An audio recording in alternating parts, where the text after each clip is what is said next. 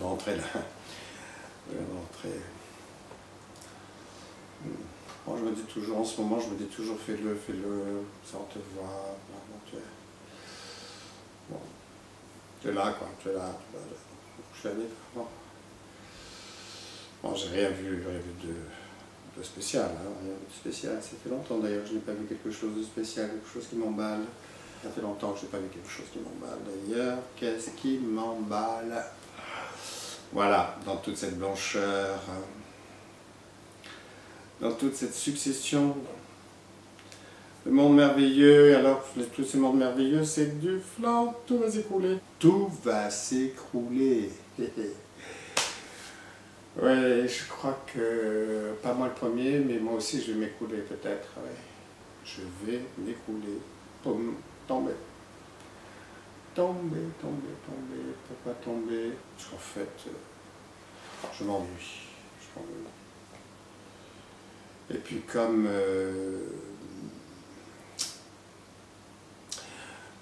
comment parler de ça, par exemple, de frotti-frotta. C'était une nouvelle expérience, la traversée du désert, en ce qui concerne le frotti-frotta. Je parle de frotti-frotta comme ça, j'ai le sentiment qu'on a toujours cette image comme ça de celui qui est ailleurs, il est ailleurs. Il est ailleurs, voilà. Bon, allez, ça suffit, ça suffit. Je suis fatigué. Je suis vraiment fatigué.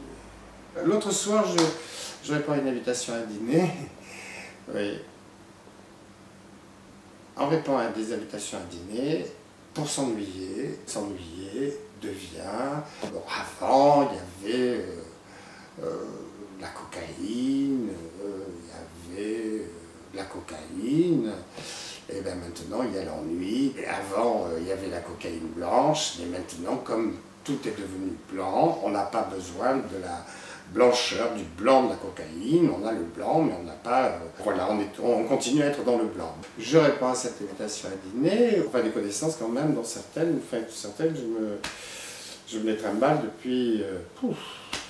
Et puis à un moment donné, il y a quelqu'un qui dit « Oh, vous savez fort bien que je ne lis jamais le Parisien, mais je suis rentré au café, j'ai feuilleté le Parisien et je tombe sur un article qui raconte qu'on venait, puisque de découvrir le corps d'un homme mort et qui avait à l'intérieur de sa bouche un morceau de banane. C'était pas la première fois, que ce n'était pas le premier cadavre qui était découvert avec un morceau de banane dans la bouche. Et puis après, je suis rentré chez moi et je me suis dit que peut-être en effet, ça pouvait marcher. Ça pouvait marcher.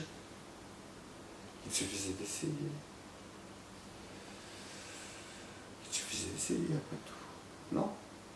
Puisqu'on parlait de ces hommes qu'on avait retrouvés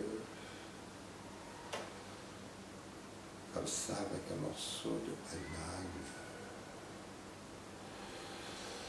dans la bouche. D'autant plus que moi j'ai une histoire avec la banane. La banane m'a été interdite par ma mère, bien sûr.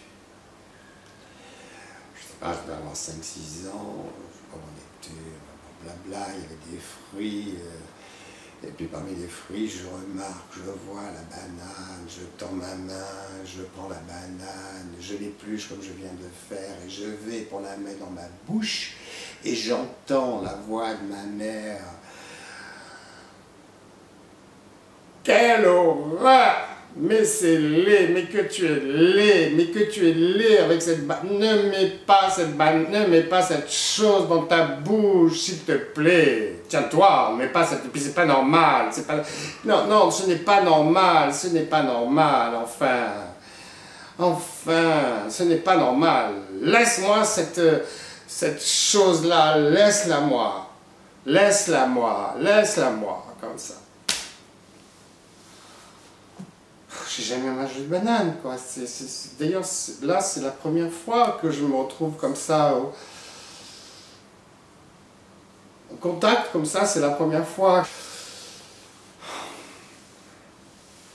J'ai une grande faiblesse quand même, parce que j'aurais pu me débrouiller, j'aurais pu me dire, bon, ma mère, elle n'aime pas les bananes, ma mère, elle n'aime pas les bananes.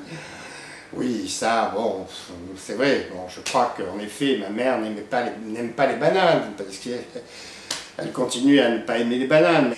J'aurais pu, je ne sais pas, enfin, au moins me donner l'impression d'être indépendant, et puis un jour, y aller. Voilà, y aller, waouh, comme ça. On va voir ce que ça va donner.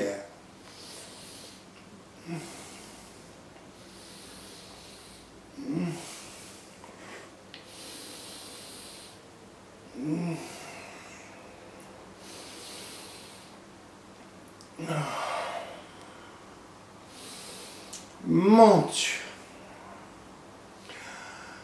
Mon Dieu. Mon Dieu. Mon Dieu. Mmh. Mmh. Mon Dieu, quel con, mais quel con, mon Dieu, mais quel con j'ai été, quel con, mmh.